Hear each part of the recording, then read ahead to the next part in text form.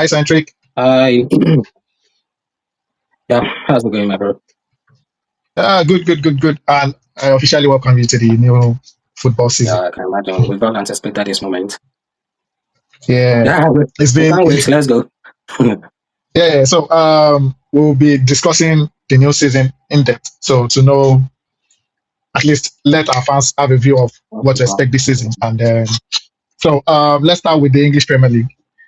And yeah, we'll be looking at which teams do you think has the best squad going into the season amongst the top dogs. Yeah, So let's discuss the teams one after the other to see which team has the best squad going into the season. of course. If we don't discuss is that what they call it? The best league in the world. But I Yeah, think it's just the most popular league in the world, actually. But yeah, yeah, you can't take that but away.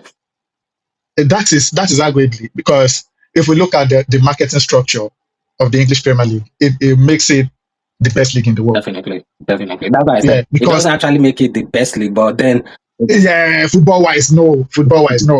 but, But yeah, but the when it comes marketing to the structure, marketing part of it, yeah, very yeah, right. just take a look at Coventry. They've spent I think about 130 million pounds Mhm. in this summer. So that is one of the things the league like La Liga does not have. Yeah, A team like Levante cannot afford to spend such amount in the transfer window. definitely. You understand? So yeah, so we can give it to them.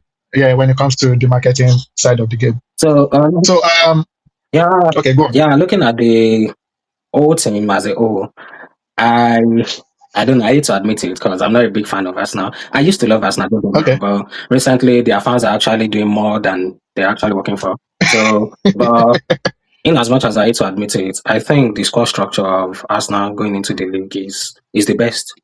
Is the best. okay, Looking at the signings, the additions. So the only thing I noticed about the team that seemed weak to me is actually the front line. They do not have that okay. prolificity, or I don't know how to put it. Like, fine, the new signing like Zolis is actually a good addition, but I've watched the guy's game over the course of the preseason games, probably like two matches or whatever. And what I see from the guy is more of an assist provider than a finisher. In Yeah, the last yeah, community yeah. shield game they played, he was in a shooting position and they still chose to pass. Like there are To some pass. games you need that clear cuts, like cutthroat wingers. Saka cannot stay fit, and when he does, Oh, he season. prefers Yeah, crossing into the box more than actually like taking on than shooting. Madueke loves to take on, but his finishing is terrible. it's Gyökeres, really poor. Gyökeres is a good finisher, but Gyökeres doesn't know how to play with the team. He's in the kind of Yeah, thing where if yeah, you give him 10 chances, he will convert like 8. But he's not the kind of player that would combine with the team. Havertz, I see that yeah. in him, but then the problem with Havertz is he can't stay fit. He cannot stay fit. Martinelli, Martinelli is a Uh, cutthroat winger, but the problem with him Winger. is Yeah, 80% of times his focus is on the floor rather than where he's going. and So, but yeah, I think that's where I would say I still see a weak point. But one thing I think wasn't Jose Mourinho that said that goals win you games, defense wins you games title. wins you Yeah. league. Yeah, So if that's what yeah. we are going by, that probably could make Arsenal like retain the league. Because looking at the defense is so stacked. Solid, solid, Mighty solid. City couldn't actually get one over them. So Exactly. I wanted to bring up that no, game. so When the game started, I was like, oh, okay. It is not going to be an easy one. But then Arsenal started on the front foot, first minute, first goal, and then I'm like, oh, okay, let's see what and City has to offer. And then one funny thing about the game was the moment Arsenal passed, I actually felt it would be a situation where they would have to pass back and ball. They started with attack. Like, and so the defense is good. The midfield, I love the addition. Talking about Bruno Bruno Guimaraes. Guimaraes. Another thing, I don't know, is he player these days or am I the one overthinking it? It's just like there are good players, but the problem is they can't stay fit. They can stay Bruno fit. Guimaraes played I was shocked barely when I saw that 45 he's minutes, injured. yeah, and he was out. Declan Rice can stay fit, but he had so Yeah, many games under his belt throughout last season, heading into the World Cup, and now, too many workload. yeah, so Too many it's workload. beginning to tell on him. I Odegaard guess on his day, so. I get. Yeah. Go on. Odegaard on his day is good. Eze is just as if Eze only loves North London game teams. You just never know. He only shows up against Tottenham. You never know which. But yeah, but looking at it in comparison to other teams, I Other would still teams. say Arsenal has a high probability of retaining the league. So Yeah, I believe so. Yeah, and because Okay. Yeah, oh sorry. One other team that I found fascinating is Liverpool. Hmm. Yeah, interesting, right? It's Liverpool. But Mm-hmm. the only reason I wouldn't really be so sure about what they are gonna play is the fact that yeah, they have the defense sorted to an extent in the likes of Yeah. Jacket and Araujo. So yeah, the midfield. Wait, hold on. When I saw the Araujo transfer, I was shocked Mm, because looking at Araujo, he recently has been injury prone, and then Barcelona fans actually wanted him yep. out, Well, and now Liverpool went for him. Liverpool, a top club in England, went for him. I am still trying to think what is their plan with Araujo. yeah, Is it going to be a starter alongside Virgil van Dijk, or is just going to be like a backup? Because it is not clear. yeah. You know, one funny thing is when I saw the transfer, I was like, why would you let go of Konate and bring in Araujo? Bring Because Araujo. Yeah. Barcelona fans, let me say, most Barcelona fans don't like him in the squad. So why would you? But one interesting thing you wouldn't believe is there was an analysis that came out and compared the statistics of Araujo with Konate, Jake, Gomez, every other player that partnered with Van Dijk last season. Despite the fact that Araujo played most of his minutes from the bench or he was injured most of the time, Mm-hmm. he had a better Mm-hmm. start compared to every other person that paired Van Dijk or Trent. Van Dijk. Oh, So then I'm like, well, maybe interesting. maybe it's not that bad. Maybe it just happened to be in a team that shows his vulnerability. You can't keep playing eye line Uh, with the likes of Araujo who can't stay on his feet for long. But I don't think Liverpool plays that kind of game. They don't keep eye line the way Barcelona does. no, So, no, no, no, they don't. he No, came they in don't. 45 minutes in their last game against there was this team they played, they won 3 or thereabout. Como, Como Yeah, he came in against Como. and he Yeah. had close to like maybe 6 interceptions in less than 25 minutes. So I feel Hmm. maybe on the back line with Van Dijk there to guide him, yeah, we might just see the best of Araujo. We might. Oh, You never can tell. maybe, but yeah, but the main issue for with Liverpool would be the fact that okay, now there's no Mo Salah in the team anymore. Mm, Usually, Liverpool were reliant on Mo Salah to do to make everything work out in the attack, but now Isak, we're not even sure what Isak, if Isak can stay fit through the season. We're not even sure. And then, okay, Ekitike is out injured. I think he'll be back in December or January. probably. And okay, Florian Wirtz is not that killer Mhm, of so. And then they've got Victor Munoz from Osasuna. And mhm. although we know he's fast, he's a good dribbler, but he's not really a fantastic finisher. And they've got who else? Gapo is always at the roller coaster season, always going on and off, on and off. So I am not sure about the attack. But the only thing I feel is going to work for Liverpool is the fact that they have a brilliant manager. Anthony Raiola is so brilliant, That was what I thought. really brilliant. So That was what I yeah, said. They probably might be the team to look out for. But one thing I just wasn't that doesn't make me really want to go all in is the fact that they have a lot of things to fix in that team. And I'm so the disappointed. midfield is Personally, I'm so disappointed they were gonna go for Yakuba Minte for the right wing spot.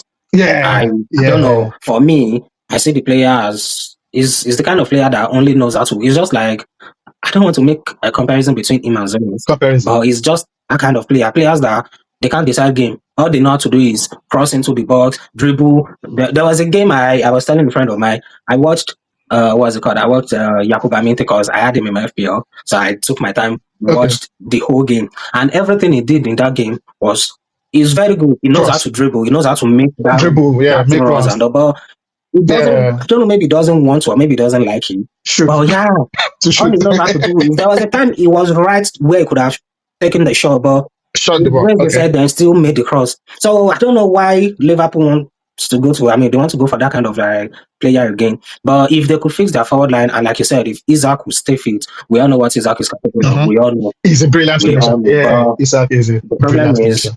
Gapo, like you said, cannot be relied upon. Victor Munoz, I do not know how they intend to use the guy, but luckily for them, they have a good manager. If they can replicate Yeah, the form he had in Bournemouth, so yeah, Bournemouth. Yeah. yeah, they have. So I'm looking at the other things. Yeah, Tottenham is also one to look out for. Oh my God. Do you know the interesting about Tottenham? Why I so much look why I so much love Tottenham right now is the fact that I know what Roberto De Zerbi It's capable. can do. I know what he can do. So and the way they are moving in the transfer window is really scary. Now they're looking at getting Savinho They and got Sabino already. They Mamouche. got Sabino They've got over Savinho. the night. So now, they want to get And Mamouche as they are still well. gunning for Gapo if they could. And for so I believe Tottenham will finish in the top four this season. I hope so. They want to come back. You know, they've had two horrible seasons back to back. So now I am very sure their objective is to finish in the top four. Because or maybe top four is far fetched. Maybe top six. Maybe top six. Because how many teams can we look at and say, oh, they have a better squad than Tottenham at the moment? Going through the Now their midfield is settled with the addition of Sandro Tonali. So yeah, I feel like their midfield is solid now, and the back line, the back line is good now. They have Aneka, they have Senesi, Vaneka they have and Senesi. So there's this third guy they have Van der Ven. They have Van der Ven is still there. So yeah, the back line is solid. Yeah. So it's just the attack. I just feel like it's just the attack. Yeah, and hopefully if Kudus comes back, comes back, yeah. But the attack is still because Savinho is quite good. He liked playing time under Pep, so maybe he can show what he can do. We know what with this thing. On a good day, yeah.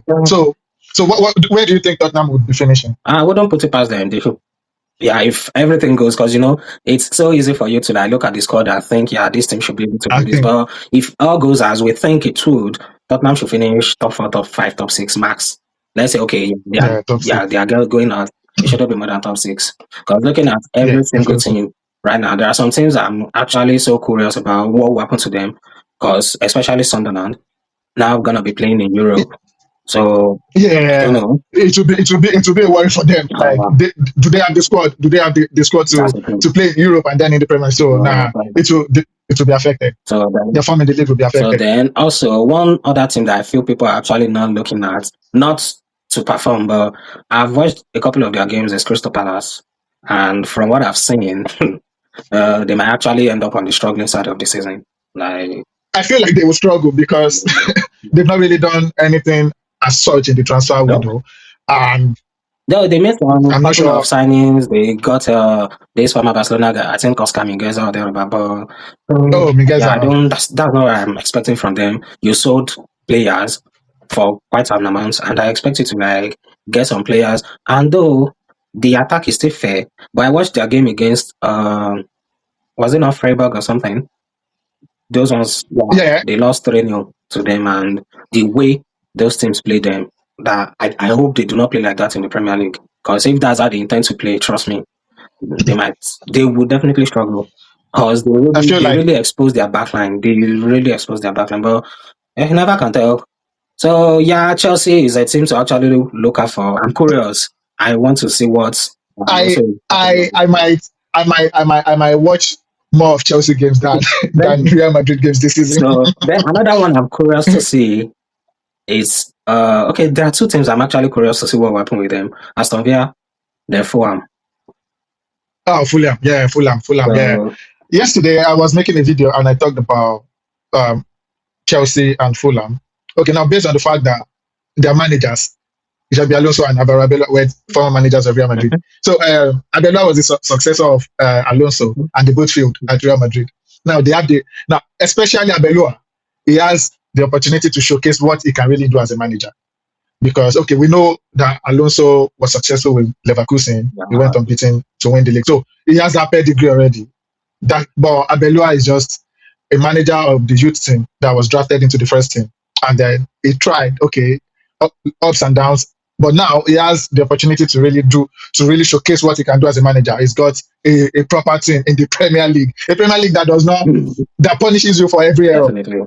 That is why I love the Premier League. The Premier League will punish you for every error. If you're not careful, you just find yourself slipping down. So I'm really interested in seeing what Arbeloa has to do with the Fulham team. And they got Gonzalo Garcia from Real Madrid. The guy seems good. Yeah, he seems good.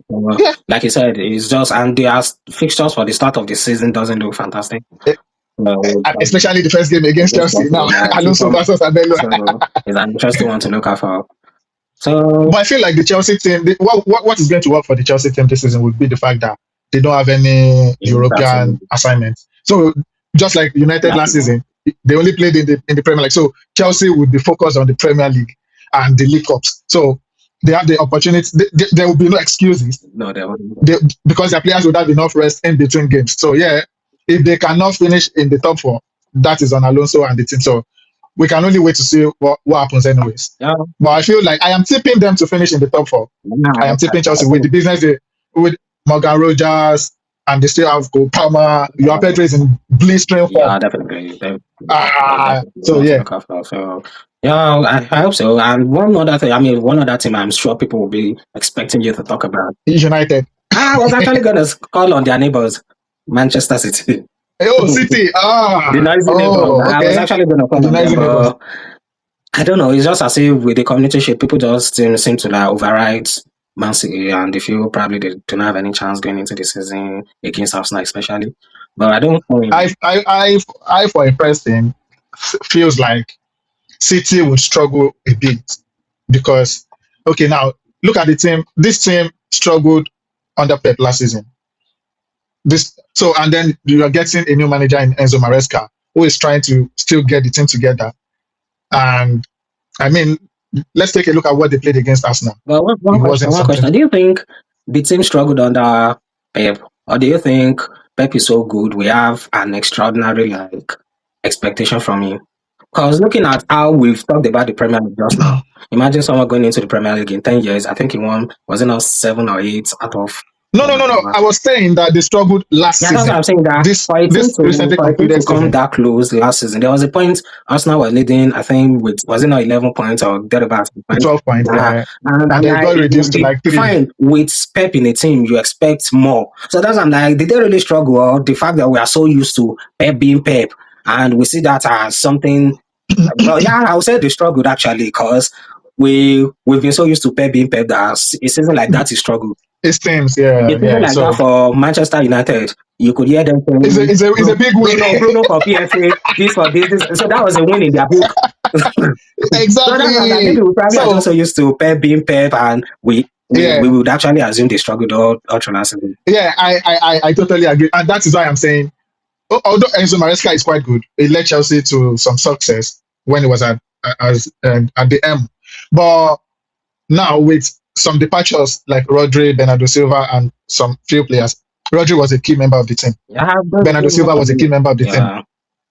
We also what happened with the City team when Rodri doesn't play.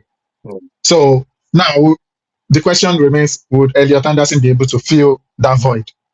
And in the attack, will Semenyo be able to keep up with what he did last season? So and then Jack Grealish is back. I am not even thinking they will be counting on him. Mm, Will Semenyo be able to keep up last season? So they will struggle, but they'll still. I still feel like they'll finish in the top six. So yeah, Well, one thing is, I think they are trying to build for. They are trying to talking about the defense.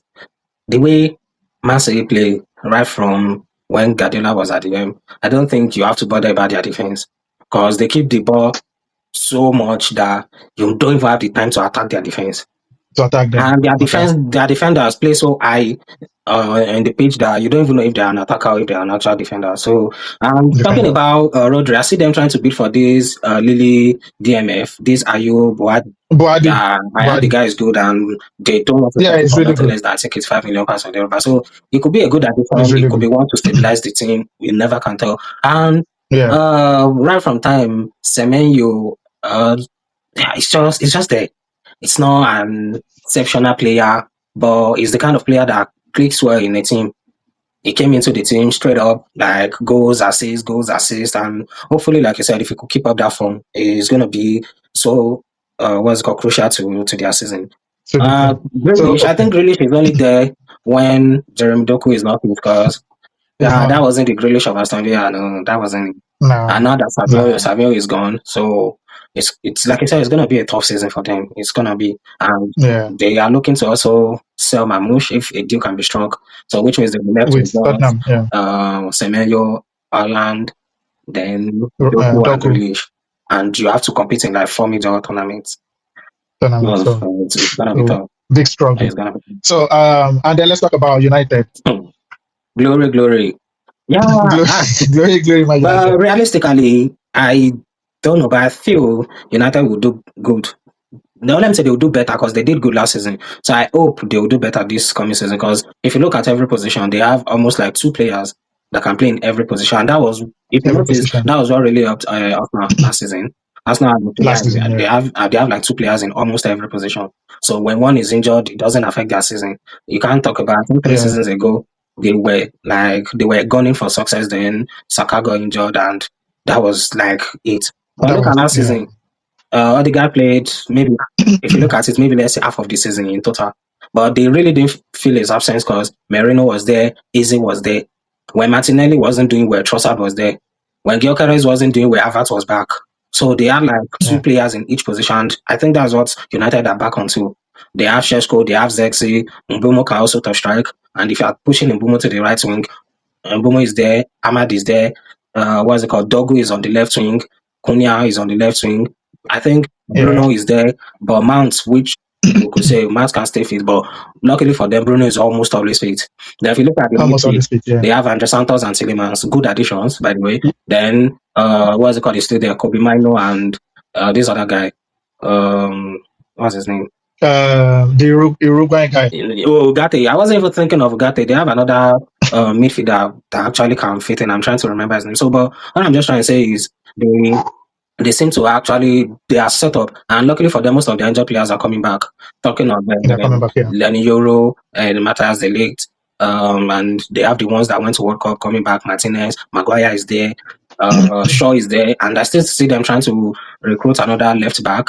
And they have Dalo, they Yeah, have yeah, Joao. So yeah. if all goes as planned, I don't think the competitions they But are participating in. but then the only thing would be the fact that they will be playing the UEFA Champions League. Yeah, And do you think Michael Carrick has the experience to lead them in the EPL and the UEFA Champions League? That is what makes things falter when they have to when they have to compete in multiple competitions. Do you understand? Yeah, I You, do, but like as I said, if Carey could pick up from where he left last season, they are poised to have a good season ahead of them.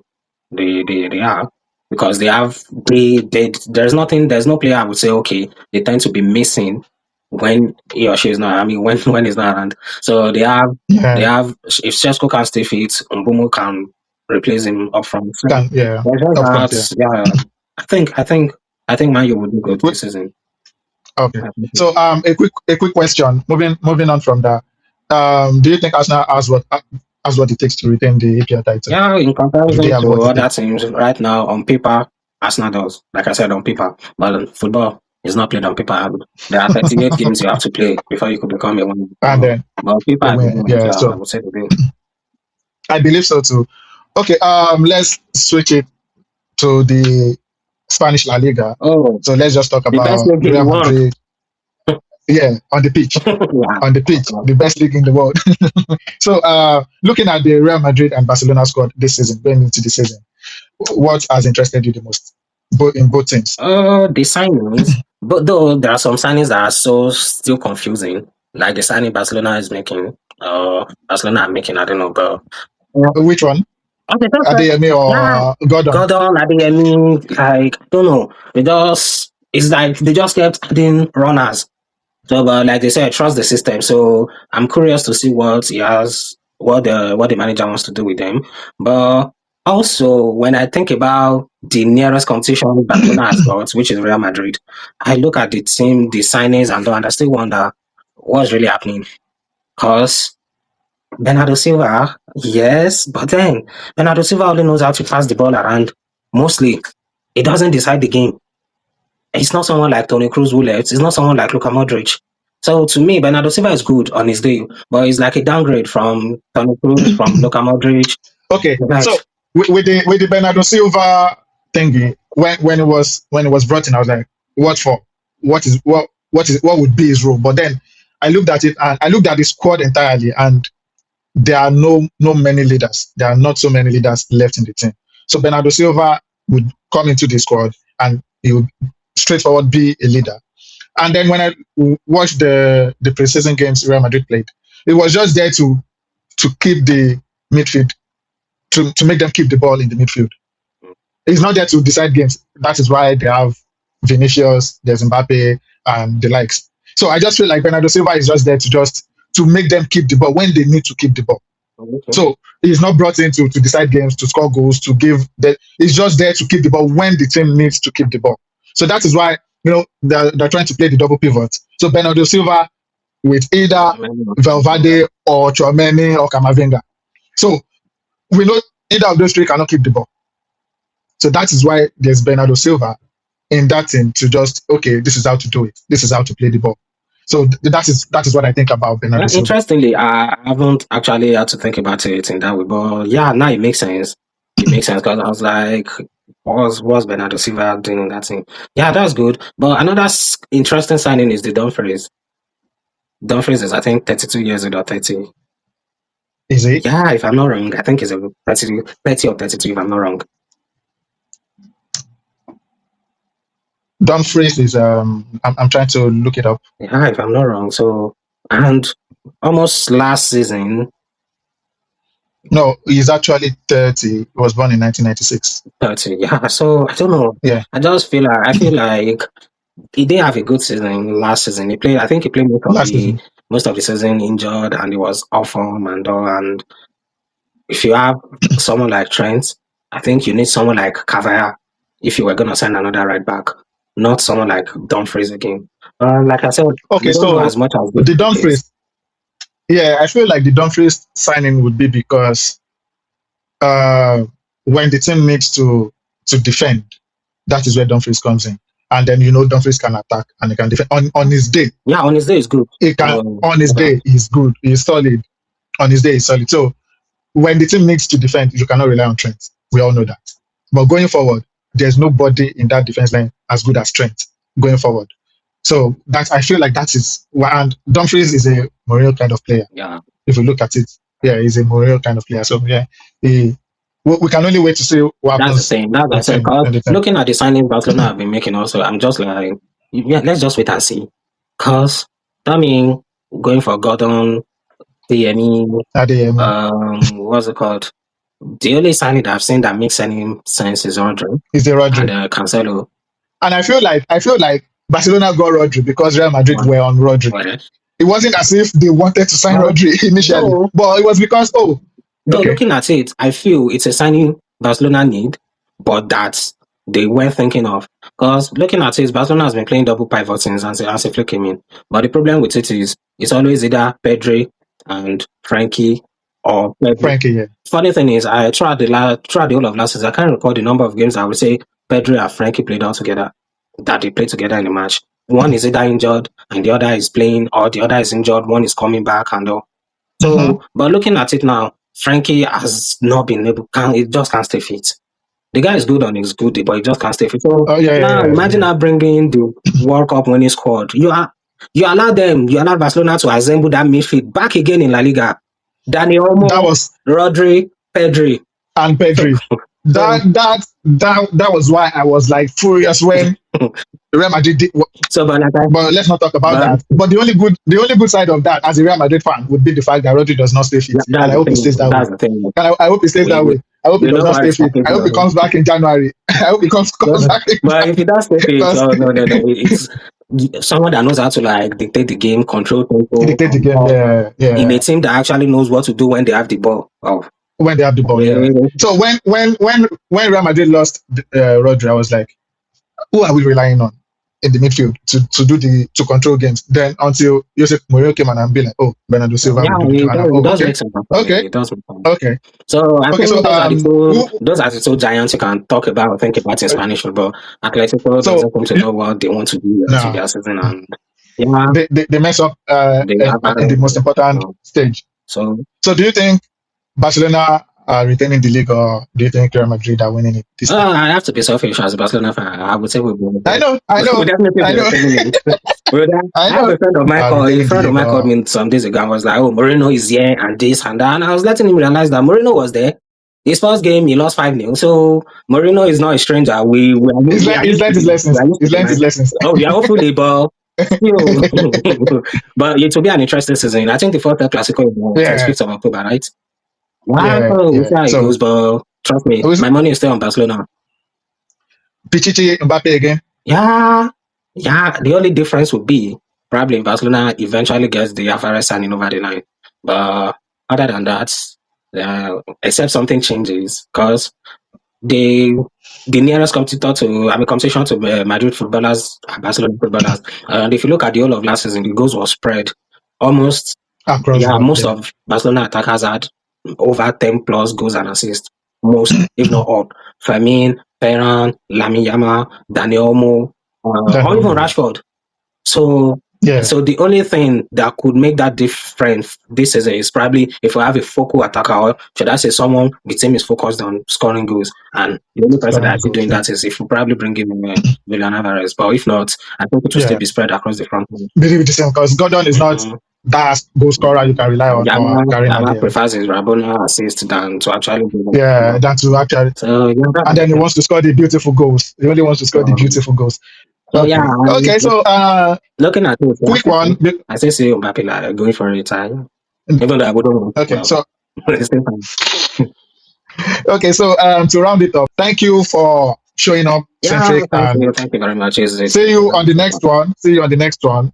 Maybe we can talk about when the first game week is done. We can come back to talk about it again and analyze it. All right. Thank you for showing up. See you on the next one. All right, bye. All right. Bye.